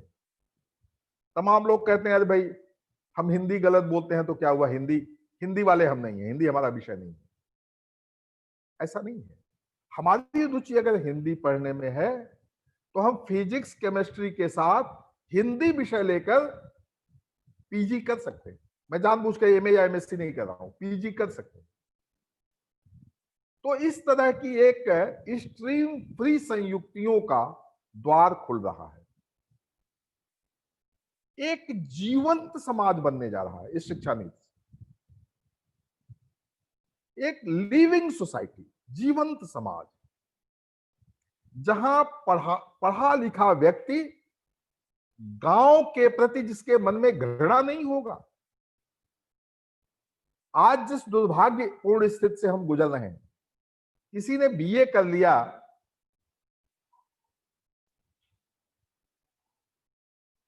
तो गांव में जाकर खेती करना अपनी तौहीन समझता है। माता पिता द्वारा पाली गई गाय का गोबर उठाना वो अपनी तौहीन समझता है। निराई के समय में मजदूरों के लिए पानी ले जाना वो अपनी तौहीन समझने लगता है। हम एमए पीएचडी करके अब खेती करेंगे, एमए पीएचडी करके हम ये करेंगे। एक संदर्भ याद आ रहा है, विनोबा भावे के पास एक व्यक्ति गए और उन्होंने कहा कि हमारा आपके यहाँ तमाम बड़े बड़े लोग आते रहते हैं, ये मेरा बेटा इसने बीए किया है पौनार आश्रम में, इसे कहीं कोई नौकरी दिलवा दीजिए। विनोबा भावे ने कहा कि ये क्या करेगा, क्या कर सकता है। उस व्यक्ति ने कहा कि बीए किया है। तो कहा ठीक है, समझ लिया बीए किया है, क्या कर सकता है। तो कहा बीए किया है। कहा नहीं, क्या कर सकता है। सब्जी उगा सकता है, सूत काट सकता है, कपड़ा बुन सकता है, कुर्सी बना सकता है, जूता गांठ सकता है, खाना बना सकता है, मशीन चला सकता है, गाड़ी चला सकता है, हवाई जहाज चला सकता है, ट्रेन चला सकता है। क्या कर सकता। तो कहा ये सब कैसे कर पाएगा, बीए किया है। इससे बड़ी हास्यास्पद स्थिति क्या होगी कि ये सब नहीं कर सकता, बीए किया है। यह शिक्षा नीति बीए करने के साथ साथ, देखो जी मेरा फोटो नहीं दिख रहा है, आवाज पता नहीं जा रही है कि नहीं। सर आवाज आ रही है। अच्छा ठीक है, चलिए आवाज आ रही है तो हमको तो फोटो भी आ रही है, चाहिए फोटो भी आ रही है। चलिए थैंक यू। तो ये किया है और इनमें से कुछ नहीं कर सकता, खाना नहीं बना सकता, खेती नहीं कर सकता, गाय नहीं पाल सकता, गाड़ी नहीं चला सकता, जहाज नहीं उड़ा सकता, जूता नहीं काट सकता, कुछ नहीं कर सकता। इस शिक्षा नीति ने पहली बार बृहत्तर युवा समाज के सामने ये अवसर दिया है कि हम अपने कौशल विकास पर ध्यान देकर अपनी रुचि के अनुसार काम चुन सकें, सीख सकें, और इसलिए जब ग्रेजुएट होकर, स्नातक होकर निकलें तो हमारे हाथ में हुनर हो, कुछ करने का हुनर हो, जिसके आधार पर हम अपनी रोजी रोटी कमा सकें। यह एक ऐसा संदर्भ है इस शिक्षा नीति में जो निश्चित ही एक भारत को बेहतर भारत भविष्य में बनाने की ओर ले जाएगा। एक जीवंत समाज जिसकी चर्चा मैंने की, एक जीवंत समाज बनाने की ओर ले जा रहा है। अंतरानुशासन जिसकी चर्चा मैंने की, फ्री ऑप्शन है, विषय संयुक्तियां मुक्त रहेंगी, स्वायत्तता पर इसमें जोर दिया गया है। लेकिन जरा इसको ठीक से समझने की आवश्यकता है कि स्वायत्तता का अर्थ शासन की रीति नीति से मुक्ति इस अर्थ में नहीं है। हम अपने महाविद्यालय को, विश्वविद्यालय को इस तरह डेवलप करें कि वो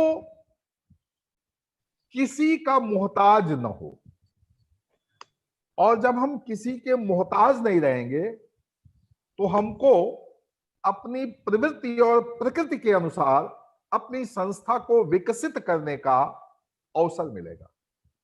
दो तरह के शिक्षण संस्थान बनने जा रहे हैं, एक तो जो ऑटोनोमस होंगे और दूसरा जो विश्वविद्यालय में संबद्ध होंगे। संबद्ध एफिलिएशन से नहीं है, विश्वविद्यालय के होंगे। इस अर्थ में संगठक महाविद्यालय, या तो ऑटोनोमस कॉलेज होंगे या संगठक महाविद्यालय होंगे।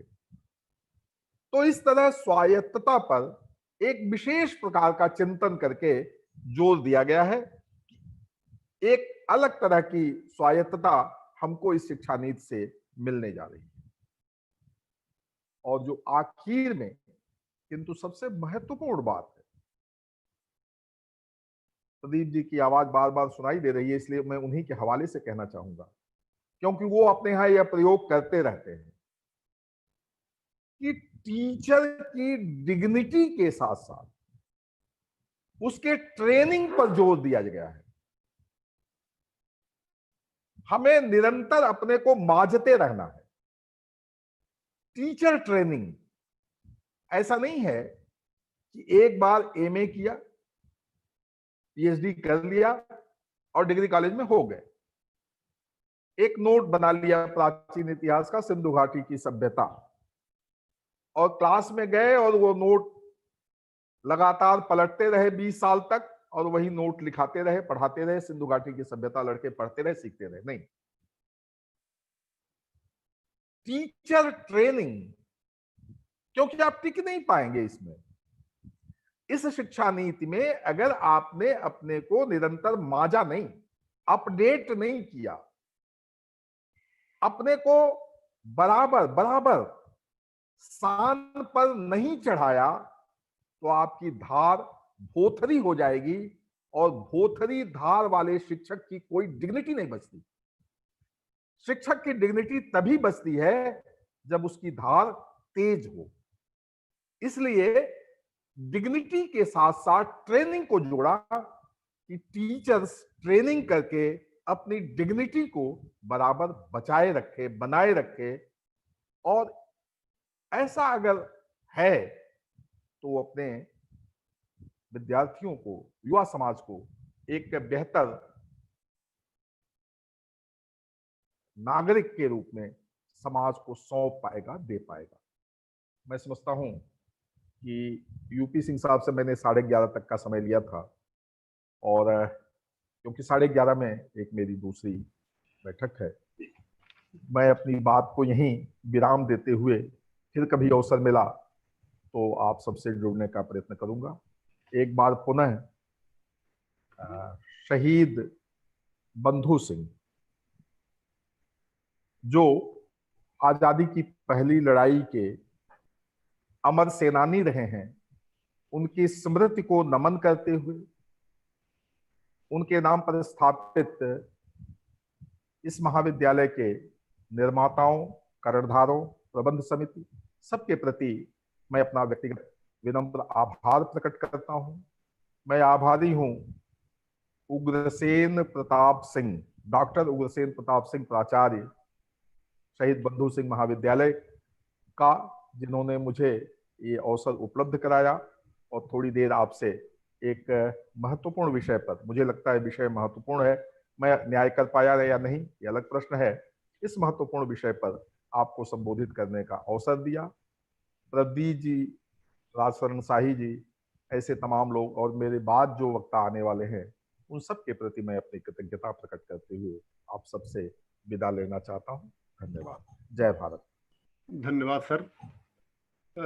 मुख्य अतिथि के रूप में अभी इनका उद्बोधन प्राप्त हुआ, मुख्य अतिथि के रूप में सिद्धार्थ विश्वविद्यालय कपिलवस्तु के माननीय वर्तमान कुलपति तथा बुंदेलखंड विश्वविद्यालय झांसी के पूर्व कुलपति, हिंदी साहित्य के मूर्धन्य विद्वान, कुशल प्रशासक, सहृदय व्यक्तित्व, परम श्रद्धेय दुबे जी का मैं महाविद्यालय परिवार की तरफ से बहुत बहुत आभारी हूं कि आपने अपने व्यस्तम कार्यक्रम में से समय निकाल करके मुझे प्रदान किया। बंधुओं, कुछ क्वेश्चन आए हैं जिज्ञासु लोगों का, अभी मैंने सर से पूछने के पहले एक कुलपति बलिया विश्वविद्यालय, जननायक चंद्रशेखर विश्वविद्यालय बलिया की कुलपति प्रोफेसर कल्पना पांडे जी भी जुड़ी हैं, उनका भी स्वागत करते हुए मैं आभार ज्ञापित करता हूं। इस पर जुड़े हुए प्रोफेसर शैलजा सिंह, डॉक्टर बलवान सिंह जी और भी अन्य दो लोग भी जुड़े हुए हैं, मैं उनका स्वागत अभिनंदन करते हुए मैं डॉक्टर अनिल सिंह को मैं मंच देता हूं कि ताकि क्वेश्चन जो उन्होंने बनाया, जो सवाल आए हैं, उसका सर से कुछ निराकरण पूछेंगे। एक सवाल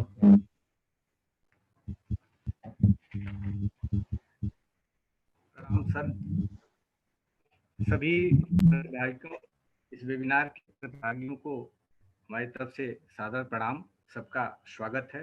पहला प्रश्न सर, आप माननीय मुख्य अतिथि जी से आग्रह है कि अपेक्षित जो प्रश्न हैं उनको क्रमवाइज मैं आपसे कहूँगा और आपसे आग्रह है कि आप उन प्रश्नों का, अपेक्षित प्रश्नों का उत्तर देने का कृपा करेंगे।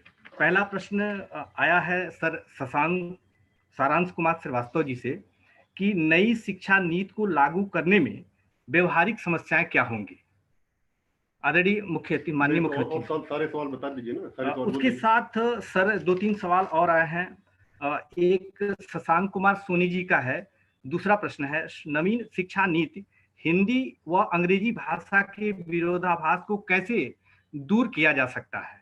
तीसरा प्रश्न प्रतिभागी के रूप में इंदु भूषण त्रिपाठी जी का है कि अलग अलग भाषाओं में अर्थात क्षेत्रीय भाषाओं में ज्ञान अर्जित करने से क्या देश में दूरियां नहीं हो सकती हैं।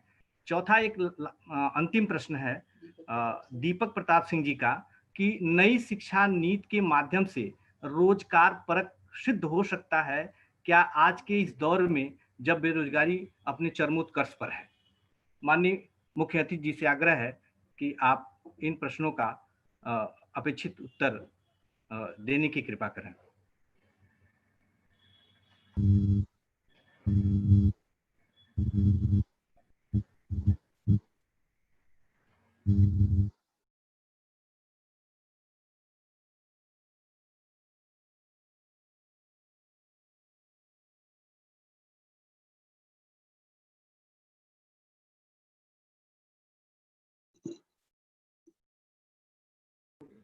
माननीय मुख्य अतिथि, आपकी आवाज नहीं आ रही है। आपकी ऑडियो म्यूट है सर। आपका ऑडियो म्यूट है सर, आपकी आवाज नहीं आ रही है।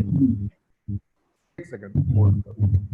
जी सर, आई आपकी आवाज आ गई। जी सर, आ गई। तो आपकी आवाज आ गई। इस शिक्षा नीति का प्रस्थान बिंदु ही है।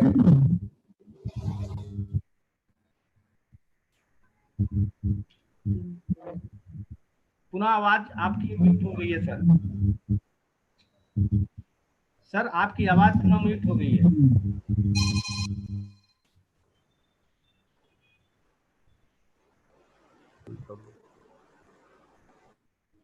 अब गई? जी जी जी आवाज आई सर। मैंने शुरुआत ही यहां से की थी। ये एक सबसे बड़ी जनसंख्या वाला हमारा देश है और इस बड़ी जनसंख्या में भी सर्वाधिक जनसंख्या युवा समाज की है, युवा वर्ग की है। सबसे युवा देश है भारत। रोजगार की थोड़ी परिभाषा हमको अपने दिमाग में भी बदलने की जरूरत है।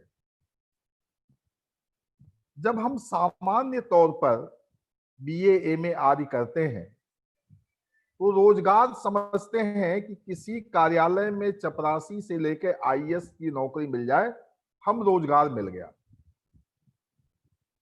यह शिक्षा नीति रोजगार की इस परिभाषा को बदल रही है।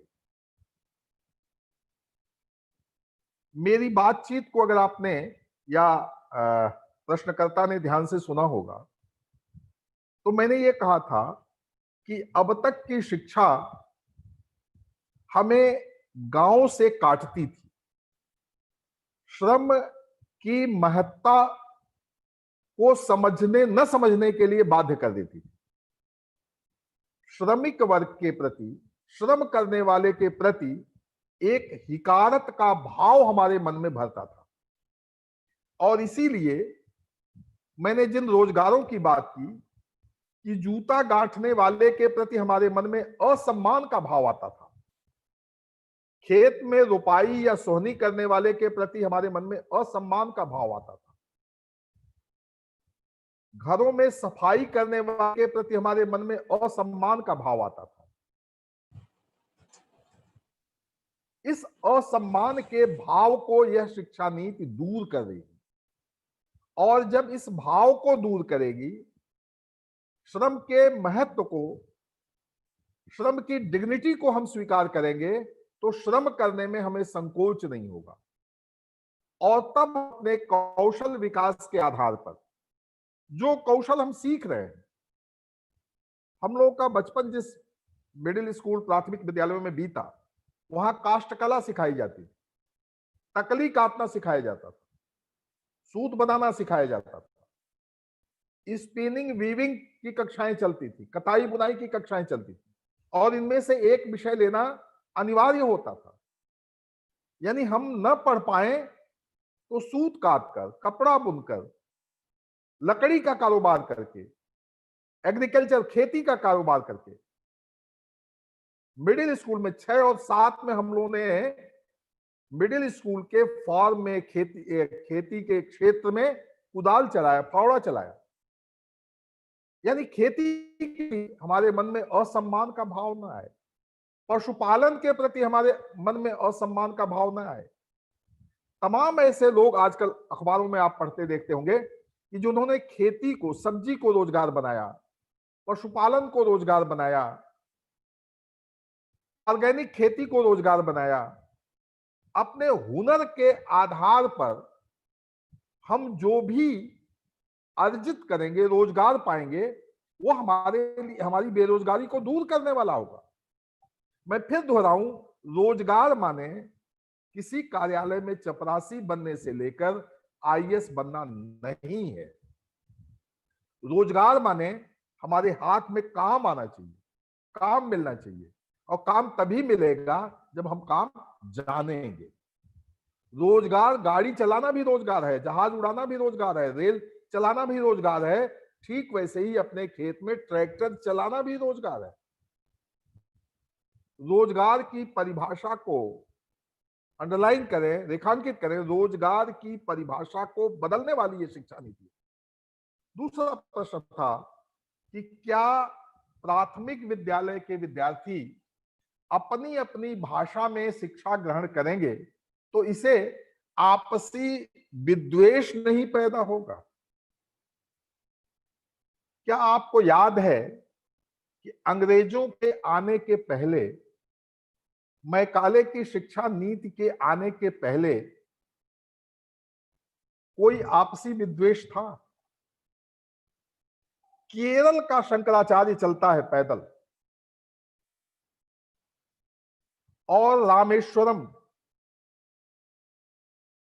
बद्रीनाथ, दक्षिण से उत्तर तक, द्वारिकापुरी, जगन्नाथपुरी, ये 4 क्षेत्रों में जाता है। क्या उस समय अंग्रेजी में पढ़ाई होती थी या भाषा जोड़ती थी देश को?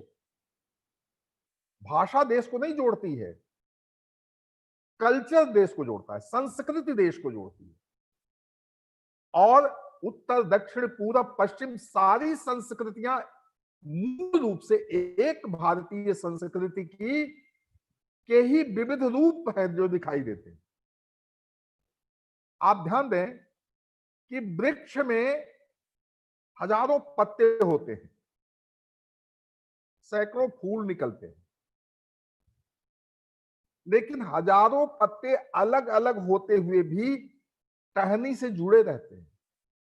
सैकड़ों टहनियां अलग अलग होते हुए भी तना से जुड़ी रहती हैं और एक तना नीचे जमीन के भीतर जड़ से जुड़ा रहता है और जड़ से जीवनी शक्ति लेकर सारी टहनियों को अलग अलग, सारे फूल पत्तियों को अलग अलग जीवनी शक्ति देता है।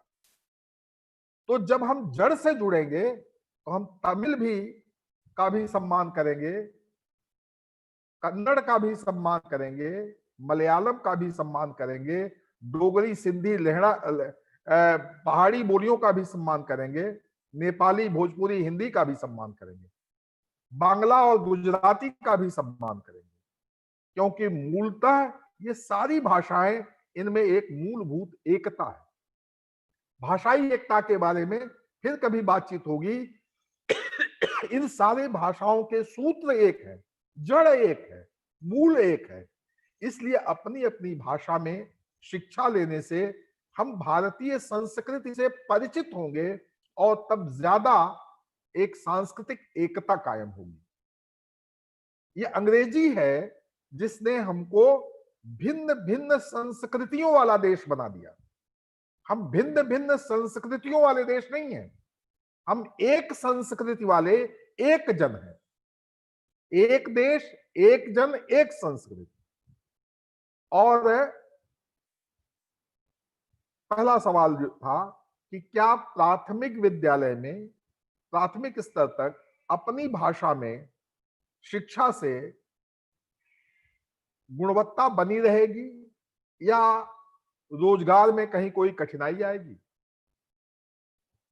भाषा से, जिस भाषा को हम लोग घर में बोलते हैं, जिस भाषा से हम बाजार करते हैं, जिस भाषा में हम अपने दोस्त मित्रों से गपशप करते हैं, जिस भाषा में हम गाना सुनते हैं, संगीत सुनते हैं, उस भाषा में हम शिक्षा नहीं ग्रहण करते। कठिनाई यह है, हम लोगों की सारी ऊर्जा, बच्चे से लेकर युवा तक की सारी ऊर्जा का 60 से 70% भाषा सीखने में व्यय हो जा रहा है। आप उस अबोध शिशु का, अपरिपक्व शिशु के मन की कल्पना करें कि वो विद्यालय में, प्राथमिक विद्यालय में जाता है तो मैडम उसकी सिखाती हैं, फादर और प्रिंसिपल सिखाते हैं कि अंग्रेजी बोलो। घर में आता है तो माताजी भोजपुरी बोलती हैं, पिताजी भोजपुरी बोलते हैं, उसके दोस्त मित्र टेम्पो में, बस में जिससे जाता है भोजपुरी बोलते हैं, हिंदी बोलते हैं, बहुत हुआ हिंदी बोलते हैं। तो एक भाषिक जो तनाव उसके भीतर है, वह ज्ञान के मूल बिंदु तक जाने नहीं देता, सीखने ही नहीं देता। उसकी सारी एनर्जी तो व्यय हो रही है भाषा सीखने में, लेकिन जब अपनी भाषा में वो सीखेगा तो बहुत आसानी से, मैं जिस भी प्रश्नकर्ता ने ये प्रश्न किया उनकी जानकारी के लिए बता दूं कि पूरी दुनिया में जो भी विकसित देश हैं, उन्होंने अपनी भाषा में विकास किया है। कोई ऐसा देश आप नहीं बता सकते अमेरिका और इंग्लैंड को छोड़कर जहां अंग्रेजी में विकास हुआ है। फ्रांस में अंग्रेजी में एक गिलास पानी आपको नहीं मिलेगा। फ्रेंच में, फ्रांस ने सारा विकास फ्रेंच में किया, रूस ने रूसी में किया, जर्मनी ने जर्मन में किया, चीन ने मंदारिन में किया है, जापान ने जापानीज में किया है। सारे विकसित देशों ने अपना जो विकास किया है, वैज्ञानिक विकास किया है, भौतिक विकास किया है, वो अपनी भाषा में किया है। हम इसलिए पिछड़ जाते हैं कि हम अपनी भाषा से कटे हुए हैं, इसलिए प्रारंभिक ज्ञान से भी कट जाते हैं, और प्रारंभ में ही जब ज्ञान से कट जाते हैं तो ज्ञान का सर्वोच्च शिखर हमारी पहुंच से बहुत दूर हो जाता है। धन्यवाद।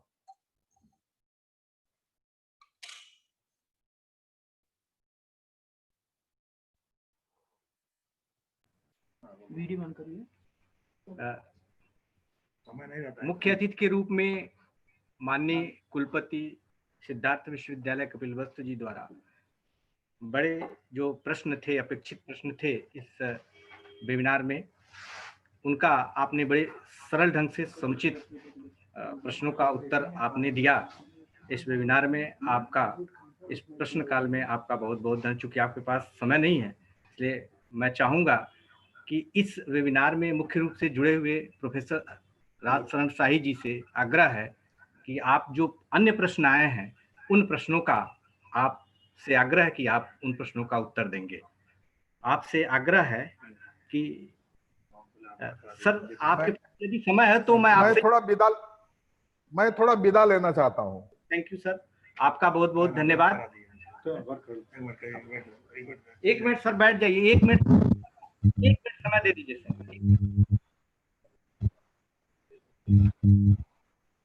आभार के लिए मैं इस महाविद्यालय के प्रबंध समिति के अध्यक्ष, काशी हिंदू विश्वविद्यालय वाराणसी के वरिष्ठ वैज्ञानिक प्रोफेसर जेपी शाही जी से सादर अनुरोध कर रहा हूं कि वो मुख्य अतिथि जी का आभार ज्ञापित करें।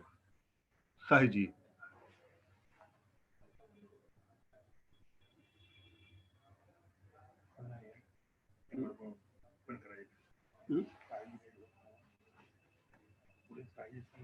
शाही जी, जेपी शाही जी, प्रोफेसर जेपी शाही जी। आवाज आ रही है? जी जी, आवाज आ रही है? जी, धन्यवाद। हाँ, तो मुख्य अतिथि हमारे जो है काफी विस्तार से चर्चा किया, प्राथमिक शिक्षा की चर्चा करते हुए उच्च शिक्षा तक, और भाषा का ज्ञान अपने मातृभाषा में जो उन्होंने विस्तार से बताया, साथ ही शोध को किस दिशा में ले जाना है। सभी लोग शोध नहीं करेंगे, सभी 1 साल कर लिया तो सर्टिफिकेट मिल जाएगा, 2 साल कर लिया तो डिप्लोमा मिल जाएगा, जो 3 साल कर लेंगे वही शोध में जाएंगे। तो उन्होंने काफी चर्चा किया और प्रश्नों का उत्तर भी मुझे उम्मीद है कि लोगों को मिल गया होगा। और भी प्रश्न होंगे तो आगे बहुत से वक्ता आएंगे, तो निश्चित रूप से कुलपति सिद्धार्थ विश्वविद्यालय प्रोफेसर दुबे जी का मैं आभार व्यक्त करता हूं कि ये लोग काफी व्यस्त रहते हैं और इतने व्यस्ततम समय से अपना समय निकाल करके और अमर शहीद बंधु सिंह द्वारा आयोजित इस प्रांगण में वेबिनार आयोजित किया गया, हमारे प्रिंसिपल साहब ने किया, तो निश्चित रूप से मैं आपका आभार व्यक्त करता हूँ। साथ ही सभी लोगों का, प्रदीप राव साहब हैं, राजशरण शाही जी हैं, और बहुत सारे लोग जुड़े हुए हैं जिनके लिए वेबिनार आयोजित किया गया है, वो लोग भी हैं। तो सभी लोगों का धन्यवाद, मैं आभार व्यक्त करता हूँ प्रबंध समिति की ओर से और अपने महाविद्यालय की ओर से। और बहुत सारे प्रवक्ता हैं, वक्ता हैं, मुख्य वक्ता हैं, हरकेश सिंह जी आएंगे, अभी बलिया का नाम लिया, वो भी आएंगी। तो सभी लोगों के विचार हम लोग सुनेंगे और अपने अपनी जिज्ञासा, जो भी प्रश्न होंगे उनके उत्तर दिए जाएंगे। धन्यवाद दुबे जी, नमस्ते। शहीद बंधु सिंह डिग्री कॉलेज करमा सरदार नगर गोरखपुर द्वारा आयोजित 2 दिवसीय इस वेबिनार कार्यक्रम में सभी प्रतिभागियों को पुनः एक बार धन्यवाद देते हुए मैं मुख्य अतिथि के रूप में माननीय कुलपति सिद्धार्थ विश्वविद्यालय कपिलवस्तु अभी अपना प्रेरणादायी उद्बोधन दे रहे थे और कुछ इस प्रश्न है।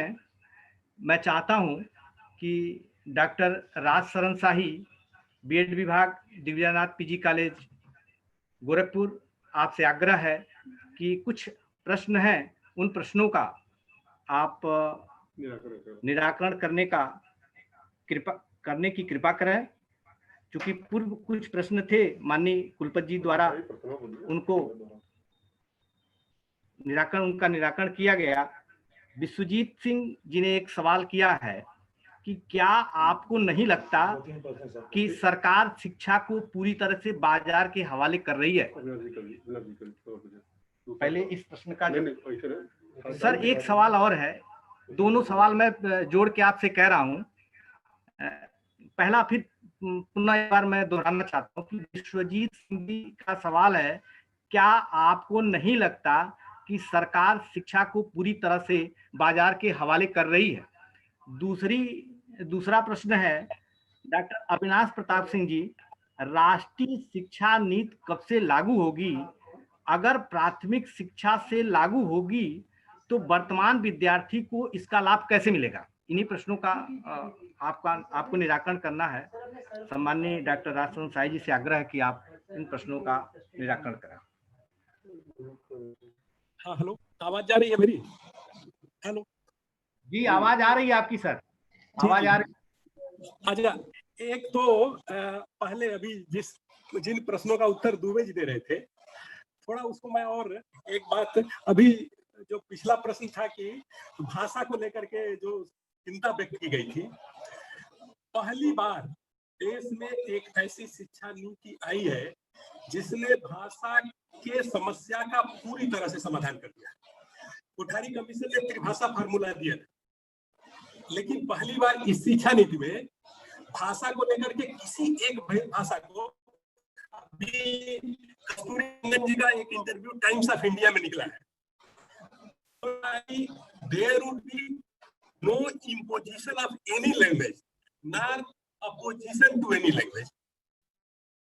किसी शिक्षा में न तो कोई भाषा है और न तो किसी भाषा का विरोध किया गया है, बल्कि छात्र को किसी एक भाषा तक सीमित रहने के बजाय उसको बहुभाषिक मल्टीलिंगुअल बनाने का प्रयास इस शिक्षा नीति में किया गया है। मल्टीलिंगुअल बना करके न केवल वो भारत की सांस्कृतिक विविधता को समझेगा, बल्कि विश्व नागरिक के रूप में उसको तैयार करने की दृष्टि से बहुभाषिक बनाने का प्रयास किया गया है। दूसरा प्रश्न जो रोजगार को लेकर के, इस शिक्षा में जो सर्वाधिक वो रोजगार पे दिया गया है। एक नया कंसेप्ट आया है जिसको आप लोगों ने पढ़ा होगा नई शिक्षा में, लिबरल एजुकेशन।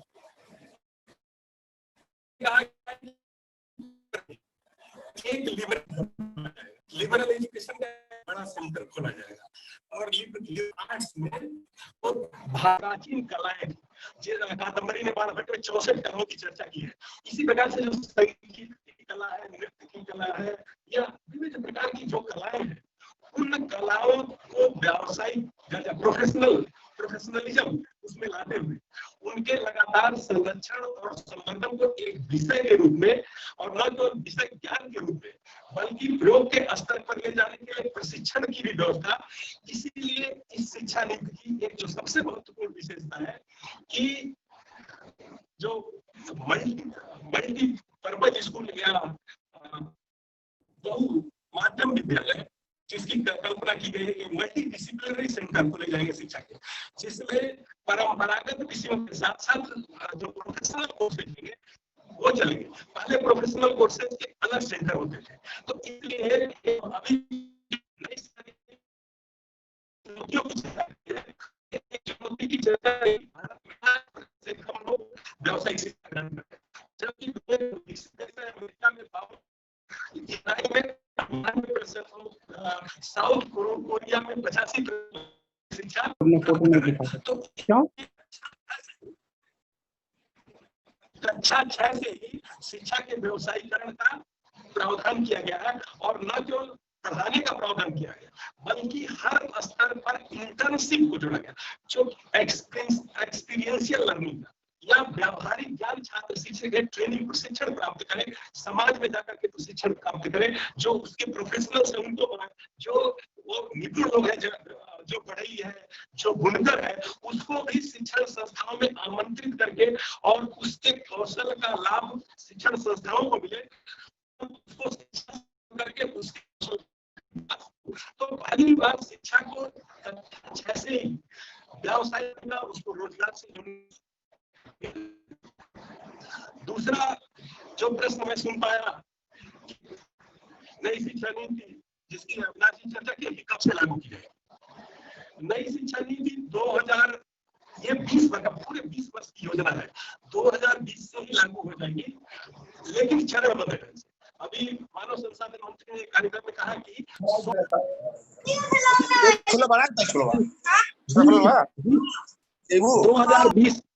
2020 में शिक्षा नीति लागू होगी और 2040 में ये संपूर्ण रूप से लागू कर दी जाएगी।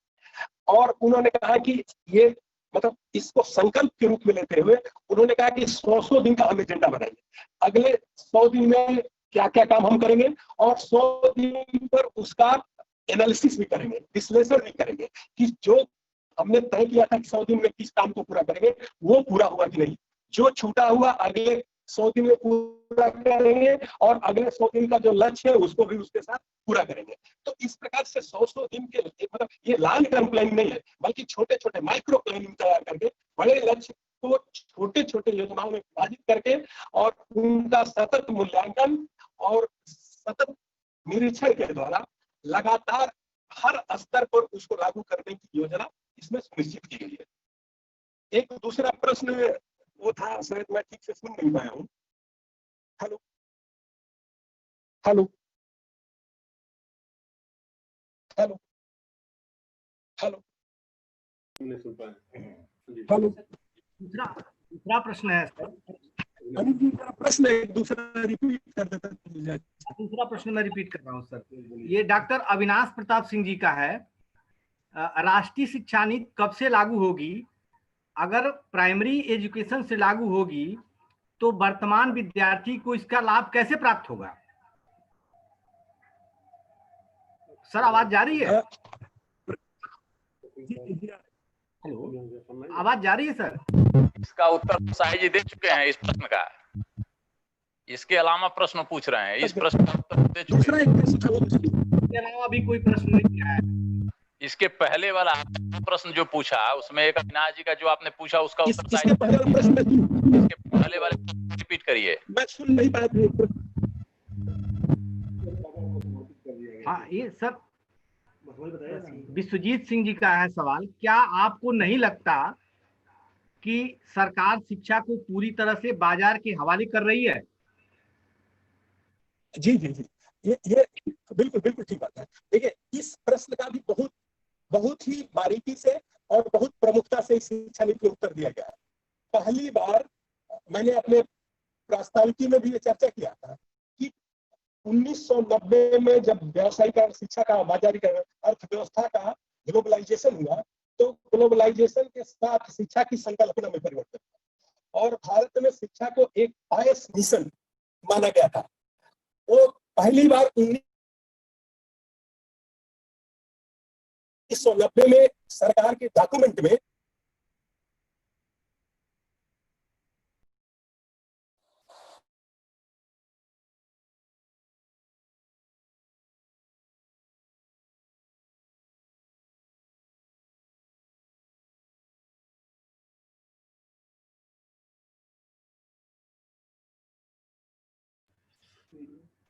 तो कहा गया है कि ये एक चैरिटी है, इसलिए इसको चैरिटी मानते हुए वो कहा कि इसको व्यापारिक हितों के लिए व्यापारिक ठीक नहीं है। इसलिए 2-3 बहुत मजबूत प्रतिबद्धताएं व्यक्त की गई है, जिससे जीडीपी का 6% सिर्फ जीडीपी के एक्सपेंडिचर का नहीं बल्कि इस बार इन्वेस्टमेंट की चर्चा की गई है। और दूसरी जो महत्वपूर्ण चर्चा जिसकी चर्चा दुबे जी कर रहे थे कि अक्सर वो लोग दोहराते थे कि शिक्षा व्यय हो 10%, तो ये कहा गया है कि बजट का 10% तत्काल खर्च किया जाए और आगामी 10 वर्षों में इसे बढ़ा करके 20% किया जाए, यानी पब्लिक इन्वेस्टमेंट को लगातार शिक्षा पर बढ़ा करके और प्राइवेट इन्वेस्टमेंट को कम करने का। और एक तो तीसरी सबसे महत्वपूर्ण बात, शिक्षा को सार्वजनिक व्यय से जोड़ने की बात कही गई है। भारत में शिक्षा की दो परंपराएं अब तक देखने को मिली है, या तो शिक्षा का सरकारीकरण है या तो शिक्षा का निजीकरण है। पहली बार इस शिक्षा नीति में शिक्षा को समाज पोषित बनाने का प्रयास किया गया और 4-5 नई संकल्पनाएं दी गई। एक तो क्राउड फंडिंग की बात की गई है, दूसरा फिलैंथ्रोपी की बात की गई है, तीसरा डोनेशन की। इसके पहले नेशनल नॉलेज कमीशन आया तो नेशनल नॉलेज कमीशन ने कहा था कि आजादी के समय उच्च शिक्षा में डोनेशन की सहभागिता 15% थी, लेकिन आज उच्च शिक्षा के में डोनेशन की सहभागिता 5% के आसपास रह गई है। तो इसलिए उच्च शिक्षा में डोनेशन की सहभागिता को बढ़ानी होगी और डोनेशन की सहभागिता को कैसे बढ़ाया जाए इसके लिए 3-4 बहुत ही महत्वपूर्ण और नए सुझाव इस नई शिक्षा नीति में। एक तो क्राउड फंडिंग का दिया गया है, दूसरा फिलैंथ्रोपी का दिया गया है, तीसरा एलुमनाई डोनेशन का दिया गया है, चौथा corporate social responsibility, corporate educational responsibility की जो सामाजिक संस्था है उसमें विवेकानंद नई शिक्षा नीति में कोट भी किया गया। विवेकानंद तो उसमें कहा गया, स्वामी विवेकानंद कहते थे कि प्रत्येक व्यक्ति को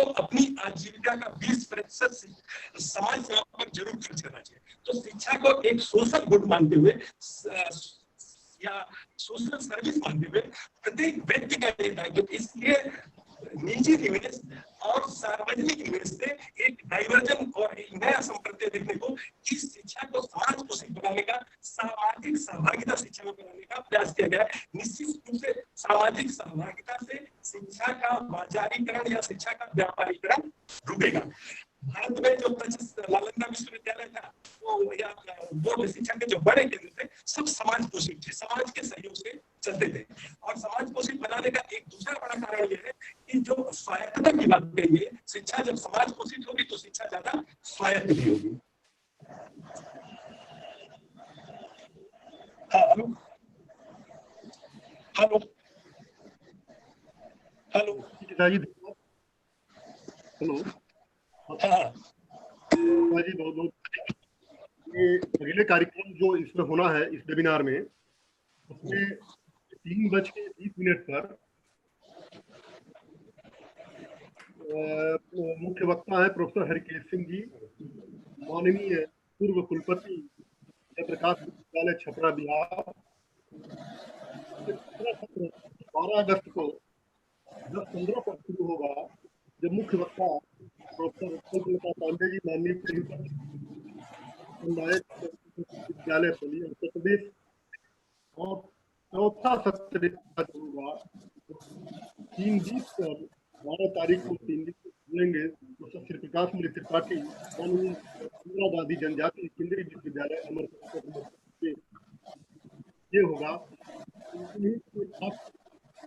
ये राष्ट्रीय संगोष्ठी का पहला सत्र समाप्त हुआ और इसके लिए अपने मुख्य अपने शाही जी का और इसमें दो लोग जुड़े, डॉक्टर बलवंत सिंह जी का, प्रोफेसर शैलजा सिंह जी का, और प्रोफेसर पांडे जी का, और डॉक्टर जी का, और भी लोगों का महाविद्यालय परिवार सहित चंद्र सिंह डिग्री कॉलेज महाविद्यालय परिवार हृदय से आभारी है। आप लोगों ने समय दिया, कार्यक्रम समापन हुआ, बहुत बहुत धन्यवाद।